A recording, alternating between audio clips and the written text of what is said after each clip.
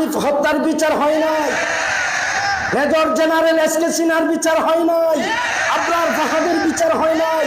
আমরা 2013 সালে রক্ত দিয়েছি, 2021 রক্ত দিয়েছি, 2024 রক্ত দিয়েছি, প্রয়োজনে আবার রক্ত দিয়ে বাংলার জমিনে ইনসাফের আইন প্রতিষ্ঠিত করব।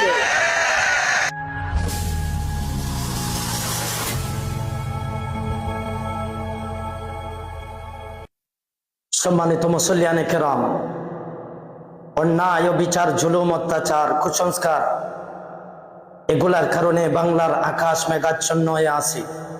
দেখা যাচ্ছে কালো মেঘের ঘনঘটা সর্বনাশা ঘূর্ণিঝড়ের সংকেত, সর্বপ্লাবী বন্যার সাগর।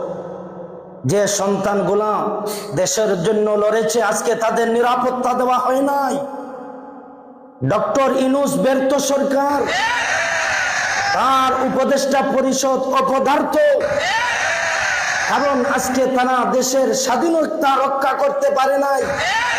তাদেরকে দিয়ে দেশ রক্ষা করা যাবে না। জাতীয় সরকার এখন আবশ্যক, জাতীয় সরকার এখন আবশ্যক। কারণ এই সরকারের মাধ্যমে আইনজীবী হাদি শুধু সে একজন হাদি না, এই হাদি বাংলাদেশে আর জন্মাবে না। হাদি দেশের জন্য রক্ত দিয়েছে, জীবন দিয়েছে। হাদি ছিল দেশের সম্পদ, আজকে হাদিকে শহীদ করা হয়েছে। আর মতো আরো যারা বাংলার জমিন নিয়ে কথা বলবে, দিনের কথা নিয়ে কথা বলবে, স্বৈরাচারের দূষররা তাদেরকে টার্গেট করে শহীদ করে দিবে। আজ দরকার, যত স্বৈরাচারী বাংলাদেশে মাথা চারা দিবে, তাদের মাথা উড়িয়ে দেওয়া হবে। কথা বলেন ঠিক কিনা? আমরা দোয়া করি আল্লাহ তাআলা যেন এই হাদিকে জান্নাতের উচ্চ মাকাম দান করেন, হাদির পরিবারকে সবরে জামিল দান করেন। এই হাদির জন্য আজকে সারা বাংলাদেশ কাঁদছে।